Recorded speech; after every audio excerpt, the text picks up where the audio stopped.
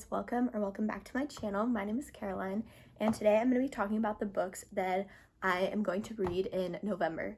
So I finished my first book in November. It is currently November 5th, and I've been listening to the book The Killers of a Certain Age. I think it's Killers of a Certain Age for about like a few weeks now.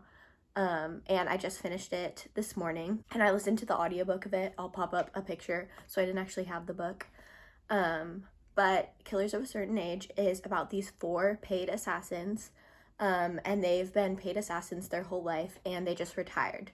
And so they go on this retirement cruise, like it's like a celebration of their work, and it's like a reward for doing their job for so long. And weird things start to happen. A mystery breaks out. And so the entire book, you're going from them like in the current time when they're old and retired. They're not that old, they're probably like 60, from when they're retired, and then you're going back in time, and then you're going back in time, seeing like when they first started the job and when they were in their 20s and their 30s, and like some of the jobs that happened and how things connect from the past and the current, the present. And it's really good. I liked it. I'm glad I read the audiobook, because I think if I had read it on paper, I might have gotten a little bored, but it was like the perfect thing to just have on like while I was driving or while I was cleaning my room or doing chores or whatever. It was like, because it's very action based, I feel like. It's kind of like an action mystery, and it's not that dark at all. So if you're not into thrillers or not into like dark mysteries, it's not like that at all. I would say it's pretty comedic, but I liked how it had a really good balance of like comedy and all these funny moments and funny interactions between the characters, but then there's also like serious things going on, and they all kind of have like being like paid assassins, they like that's a big secret in their life, and so they talk about how that affects their relationships with other people and with their spouses, and so I liked how there was still a deeper element while it was like predominantly still comedic. So I ended up rating this 3.5, I think, but that is the first book that I read, and we'll see what other books I get up to in November. I just finished 2 more books in November. I finished Brutal Bargain and The Great Gatsby. So Brutal Bargain is this romance. I'm not sure if you would consider it a dark romance, but it's like a spicy romance, so you should know that going into it. And it is between Adley and Axe, and they both work at the same company. They've known each other like their whole lives. And it is marriage of convenience trope, because she is trying to get out of this company. It's her father's company, and she's trying to get out and buy a smaller company and become the CEO, because her dad does not take her seriously. And she needs to have access to her trust fund in order to buy that company, but she either has to wait 3 years for her trust fund or marry a man. So he is the lucky husband who marries her so that she can get her trust fund. And I really liked it. It was very like feminist, girl boss, killer main character, and I really liked her.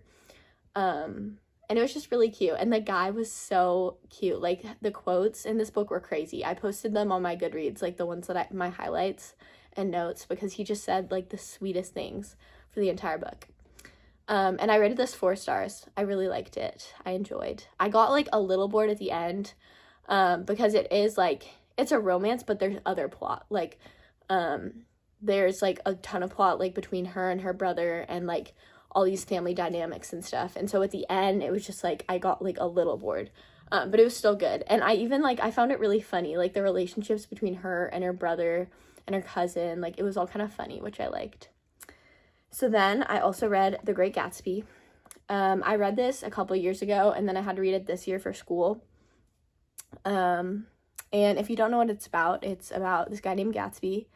He's super rich. He has a mansion on this island, and everyone is just always speculating about him. Like there's all these rumors about him. There's rumors that he went to Oxford, that he was a German spy, that he killed a man. So throughout the book, you learn more about Gatsby and learn how he's acquainted to other characters in the book.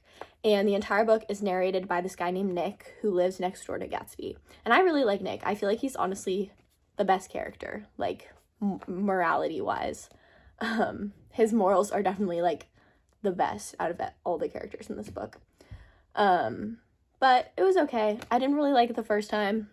I liked it a little bit better this time. I think I rated it like a 2 on Goodreads.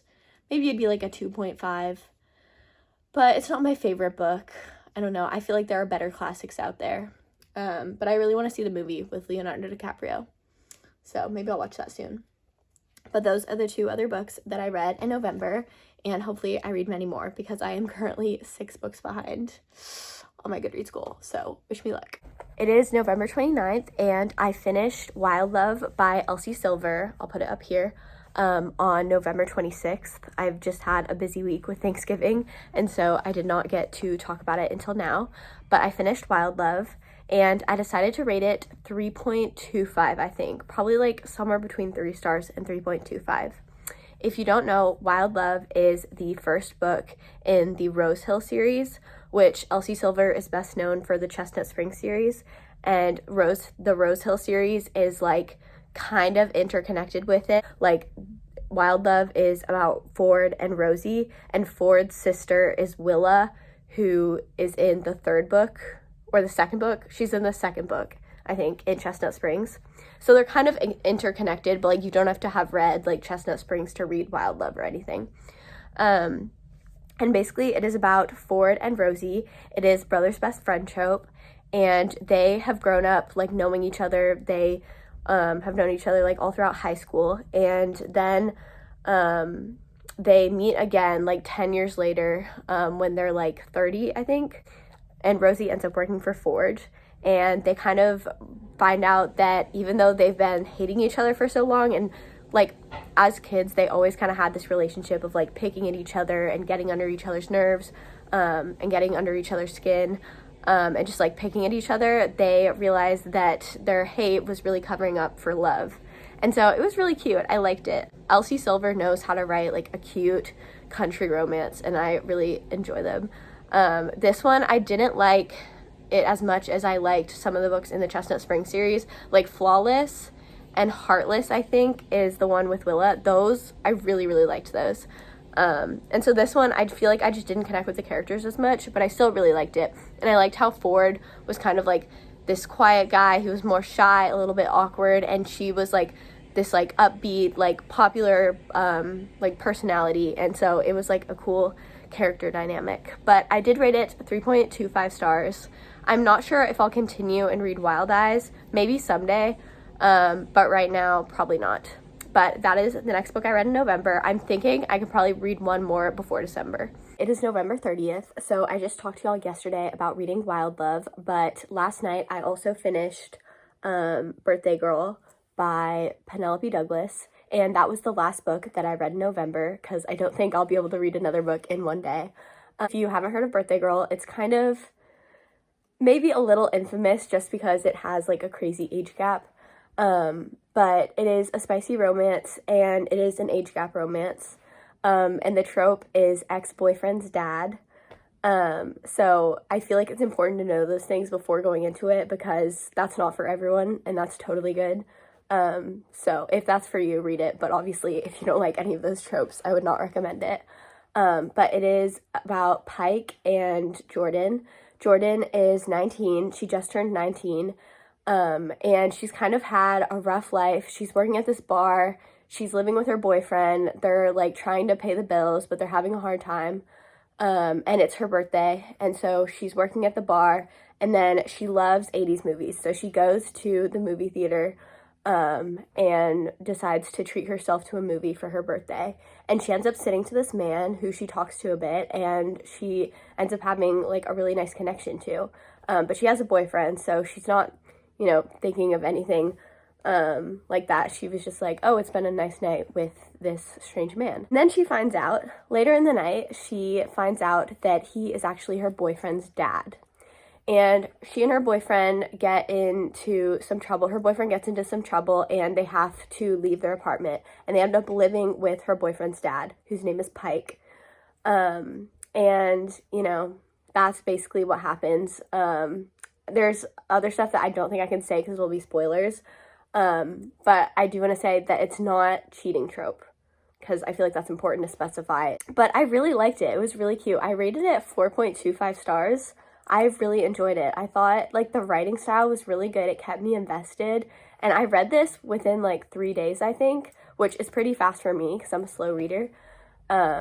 and I never got bored. I just kept reading and kept reading, and I really liked how there were like deeper things going on, because obviously there's this romance, but there's also relationships between like Pike, the dad, and his son, and then like relationships between her and her sister, and it's just like, I don't know, it was really, really sweet. It was really well done, and so I feel like there was a good blend of romance but also other things going on at the same time, so it wasn't just romance the whole time. But it was really, really cute. So I would definitely read Penelope Douglas again. And those are all the books that I read in November. I'm really excited because towards the end of November, I was just reading. And so I have a lot of books that I need to read in December in order to reach my goal of 50. I think 50 was my goal, but I think I can do it. So I look forward to reading lots in December, and I'll see you all later. Bye.